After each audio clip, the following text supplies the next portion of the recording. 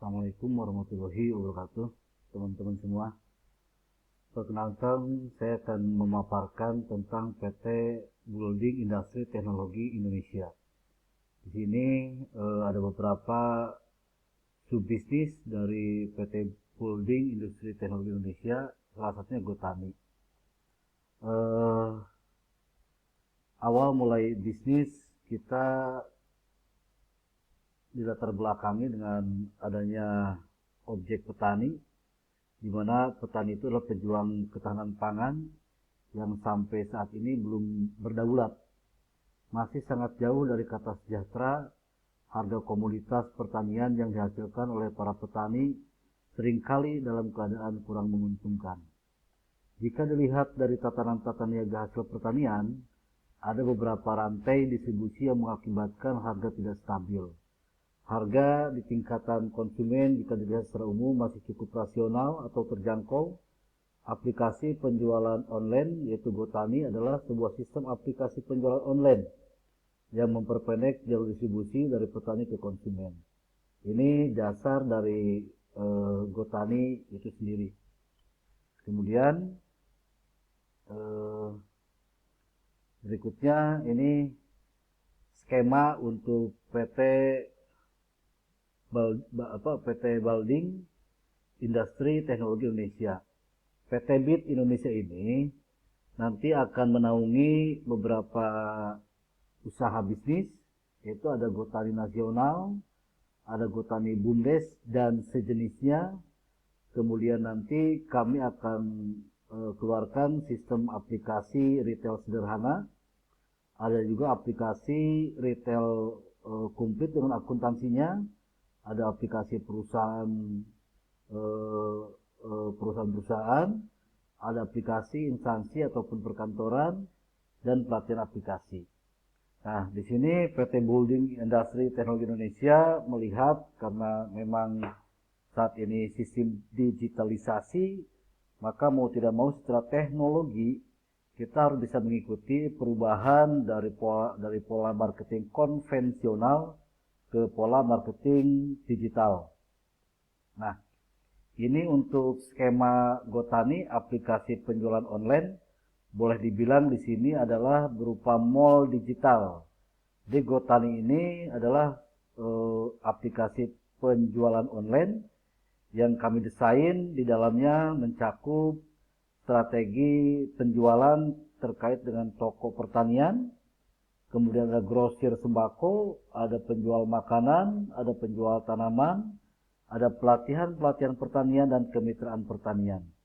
Di sini kami bergerak dari input produksi pertanian sampai ke pengolahan, kemudian distribusi, kemudian ada di situ penjual tanaman, ada pelatihan-pelatihan jika memerlukan warga masyarakat tani ataupun warga masyarakat perkotaan pedesaan membutuhkan pelatihan-pelatihan budidaya, kami juga menyediakan pelatihan pertanian.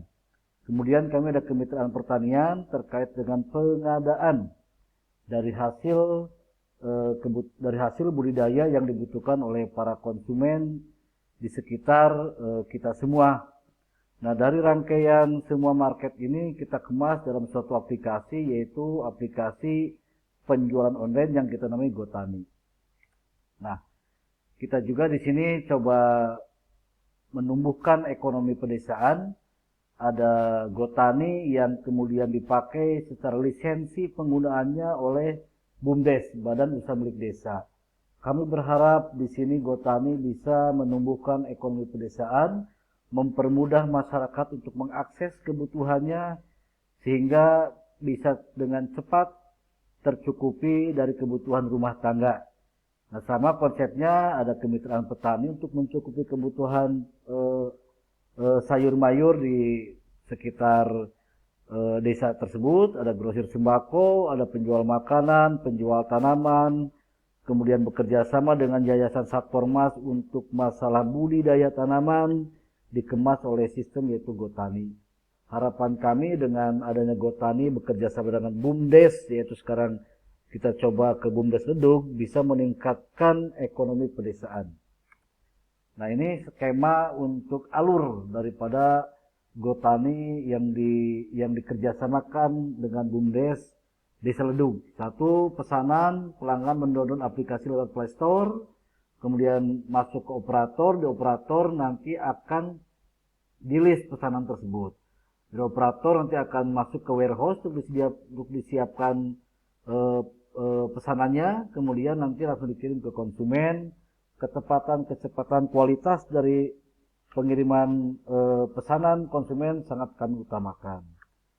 Nah, berikutnya ini ya, ada beberapa hal terkait dengan tren dari para petani, di mana para petani sekarang untuk menambah keilmuan cara bertaninya, baik dari ilmu budidaya, kebutuhan saprodi, rata-rata petani itu sekarang sudah mengakses internet, belajar lewat internet, mengupdate keilmuannya lewat internet. Nah, di sini diagramnya kelihatan bahwa saya petani sudah sangat familiar dengan internet, maka dengan perkembangan zaman saat ini dibutuhkan teknologi digital marketing untuk mempercepat sampainya informasi produk ke para petani. Nah, kita mau tidak mau harus mengikuti perkembangan era digital ini. Seperti do you need digital marketing? Apa yang Anda butuhkan terkait dengan digital marketing? Do you need system application business? Do you need channeling digital business, marketing digital?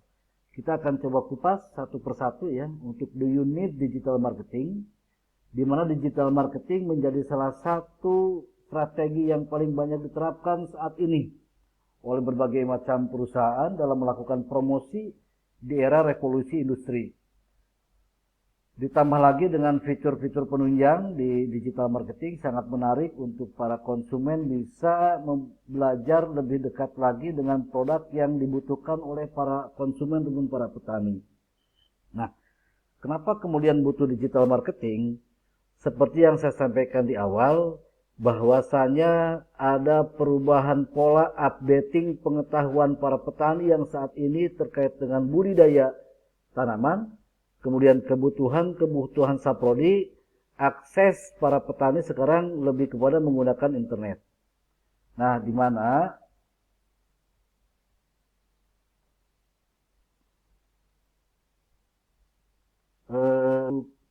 saat ini ya kita pahami bersama,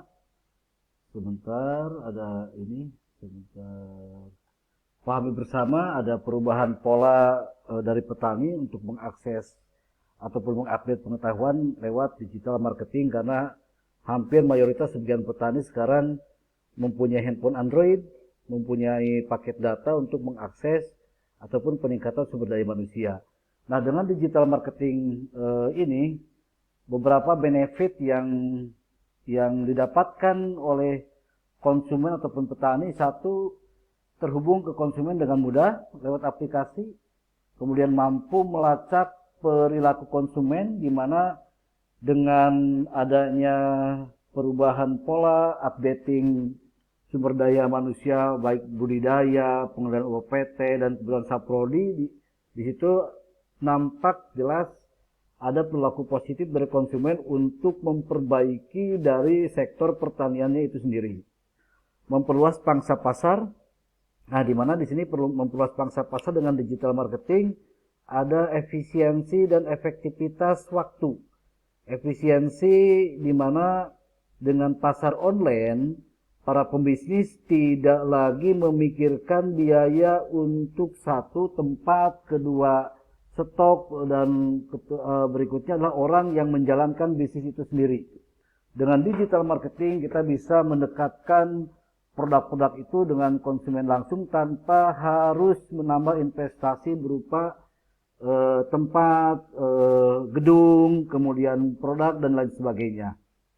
Sehingga biaya-biaya marketing konvensional di situ bisa terpangkas dan lebih efektif, lebih efisien. Semakin kompetitif untuk di era digital ini menggunakan pendekatan bisnis digital marketing. Ini yang untuk do you need digital marketing. Kemudian, do you need system application business? Sistem digital di era teknologi saat ini sangat penting untuk diterapkan di berbagai sektor usaha, dari desa sampai ke perkotaan. Saat ini segala hal sudah dapat diatasi secara komputerisasi, apalagi sekarang sudah didukung dengan teknologi mobile, gitu kan, smartphone seperti ini.